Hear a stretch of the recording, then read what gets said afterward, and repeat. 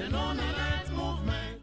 The Non-Aligned Movement is an international organization representing the interests and aspirations of developing countries. On September 1st, 1961, it was the movement's first official summit in Belgrade, Yugoslavia.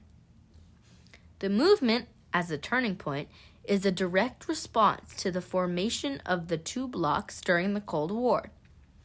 Its actions were a key factor in decolonization, which led later to independence of many countries. The movement has played a fundamental role in the preservation of world peace and security.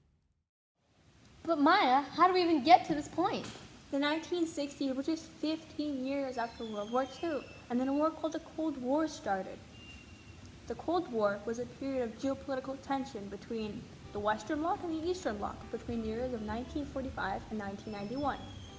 The term Cold War is used because there's no large-scale fighting directly between the two superpowers, which means they didn't actually fight each other physically.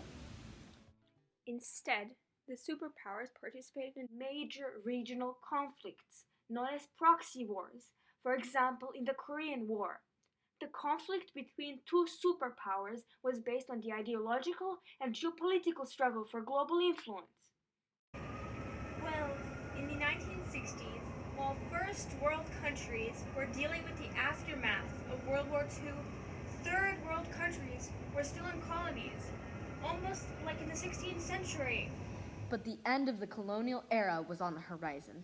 After World War II, nationalist movements for self-determination won victories worldwide, and the world's political map rapidly transformed as former colonies became independent states. The tide was turning towards independence between 1955 and 1965. Most of the African continent escaped colonialism's chains. Cold War politics were affected by decolonialization in Africa, Asia, and to a limited extent, Latin America as well. The economic needs of emerging third world states made them vulnerable to foreign influence and pressure. That's why a movement needed to emerge which would allow them to be not aligned with any major power, but also a movement which would fight for them and their needs and wants. And finally, we should recognize the establishment of the United Nations, which created additional opportunities for non-aligned countries to participate equally. It's considered that the Bandung Asian African Conference is the most immediate ascent to the creation of the non-aligned movement. This conference was held in Bandung, Indonesia during April 18th to 24th, 1955, and gathered 29 heads of state belonging to the first post-colonial generation of leaders from the two continents with the aim of identifying and assessing world issues at the time.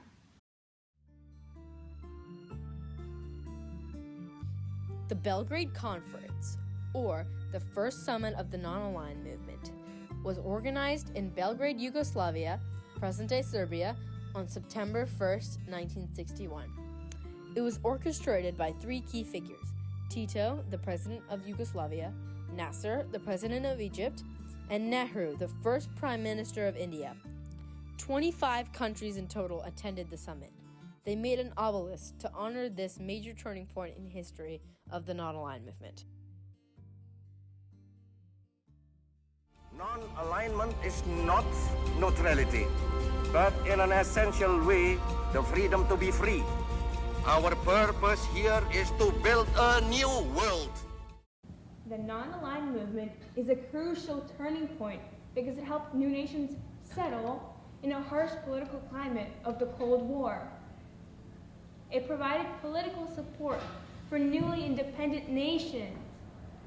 Essentially, the movement started from the common desire of newly independent countries to survive politically and develop economically under the conditions of tense international peace. It was specifically made for small and fragile nations. It provided them with independence, but also a sense of certainty, predictability, and stability.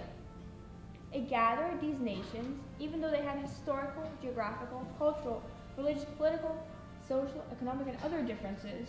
Movement stems from a desire not to be aligned within a geopolitical structure and therefore itself does not have a very strict organizational structure. The Summit Conference of Heads of State and the Summit Conference of Heads of Government of the Non-Aligned States is the highest decision-making authority. The Non-Aligned Movement Summits was the primary forum through which its global presence and relevance was ultimately expressed. A place where non-aligned countries' opinions, demands, and injustices could be heard worldwide and then echo throughout the United Nations. It was these non-aligned movement summits, as well as the non-aligned movement's active presence in New York, that ultimately made this organization an international force of solidarity and action to be seriously reckoned with. These political events largely occupied international headlines during those years, also capturing the attention of major international players and thus having a formative effect on perception and understanding of the movement's position in world affairs. Chairpersons of the non-aligned movement have included such diverse figures such as Sakharov, a militaristic anti-communist, and Nelson Mandela, a democratic socialist and a famous anti-apartheid activist. Consistent of many governments with vastly different ideologies, the non-aligned movement is unified by its declared commitment to world peace and security.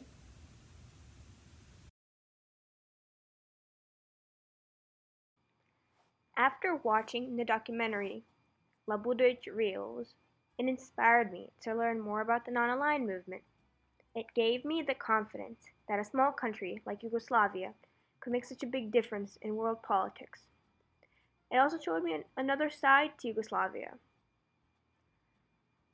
I saw this film for the first time in Belgrade, then I moved to New York City, and it was such a surreal experience being able to see the building where it all started, in New York on Fifth Avenue.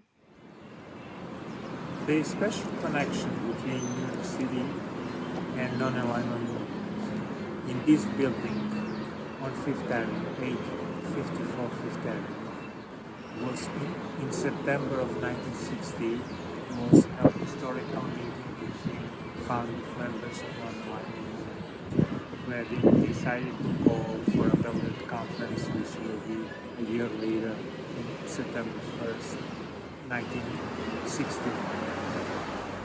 Are there any historical artifacts left in the building? It used to be in a building was a table where all these leaders were set and they made a decision to found organization on the line of movement. And that table is when the building was sold after the division of assets of former Yugoslavia. Now is on the way to Museum of Serbian Diplomacy in Belgrade. The impact of the non-aligned movement. The support for self-determination, the struggle against colonialism, neocolonialism, racism, and foreign occupation and domination, non-adherence to multilateral military pacts, disarmament, and many more. Existence of the non-aligned movement is still necessary together with other multilateral organizations, especially since many unresolved political, economic, social, security, and environmental issues still haunt the developing world. The developing nations still need strong institutional support outside the United Nations, together with separate regional frameworks to operate effectively within an international order that is still dominated by great powers.